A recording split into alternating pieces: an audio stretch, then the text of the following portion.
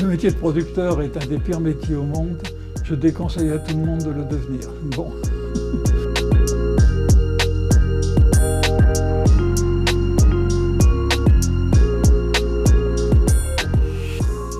Moi, mon itinéraire est extrêmement particulier.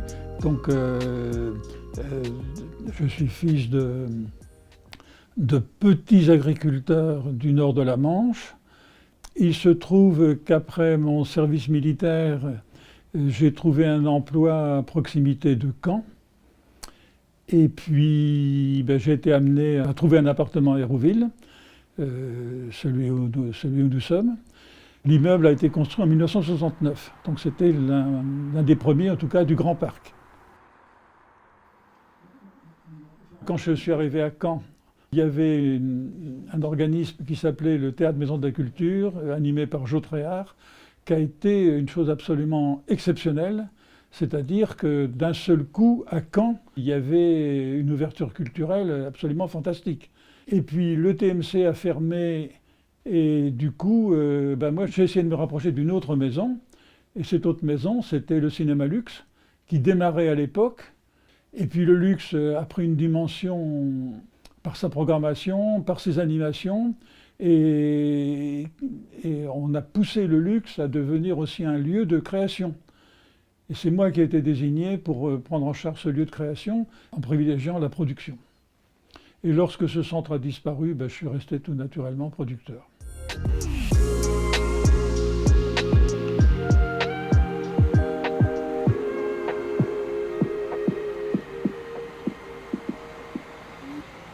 Hérouville, pour moi, ça représente le type même de recherche de ville nouvelle, que des responsables ont essayé de penser plutôt que de laisser se faire des constructions anarchiques. Et du coup, on peut penser qu'Hérouville, c'est une ville où il fait assez bon de vivre et d'habiter. En 1960, il faut imaginer qu'à l'endroit où nous sommes, c'était du blé, des betteraves, des pommiers, des vaches. Il n'y avait pratiquement que les hauts fourneaux de la SMN à Mondeville.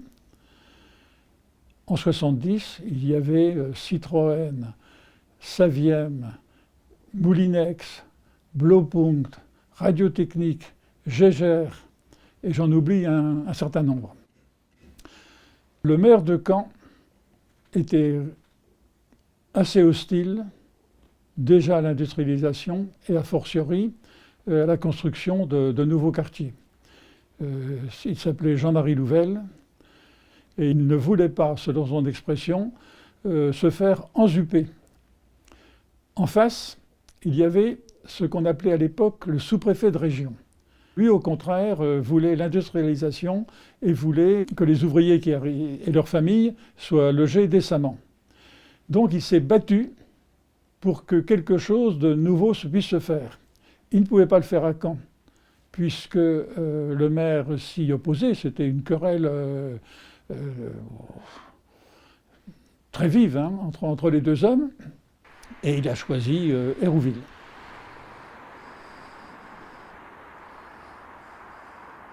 Ce que Robert de Caumont et son équipe ont cherché, c'était des urbanistes qui pensent la construction de la ville. Leur idée, c'était de construire par quartier, qui soient pratiquement autonomes les uns par rapport aux autres. Deuxième idée, la protection, c'est-à-dire éviter que les automobiles entrent dans les quartiers. Troisième idée, il faut favoriser le brassage social. Donc, il faut construire des immeubles d'une part, mais aussi des maisons individuelles.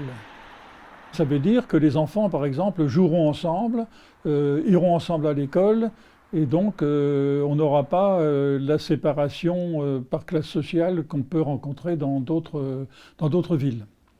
Autre chose aussi que j'oubliais, on pense déjà aux espaces verts.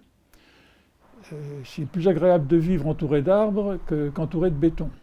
D'où l'idée, pratiquement sur l'ensemble de la ville, de planter pas mal d'arbres et de prévoir aussi pas mal de pelouses.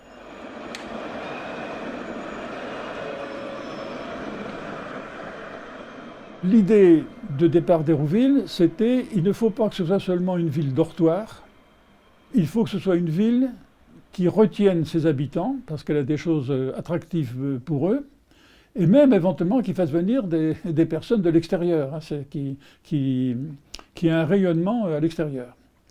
Une des activités qui peuvent attirer, bon, bien sûr c'est un centre commercial, d'où Carrefour, et puis c'est aussi toutes les activités culturelles. D'où l'idée de l'implantation qu'a menée à bien François Gindre, c'est-à-dire un théâtre, un cinéma, une salle de concert, etc. Son successeur, des années après, c'est-à-dire Rodolphe Thomas, a trouvé, lui, qu'il manquait vraiment une chose, un cœur pour la ville. Le fait de vivre dans les quartiers gênait un petit peu le fait de sentir qu'il y avait un centre. D'où son idée, par exemple, de supprimer les petits centres commerciaux qui étaient à l'intérieur de chaque quartier et de les regrouper autour d'un axe central, en gros la Grande Cavée.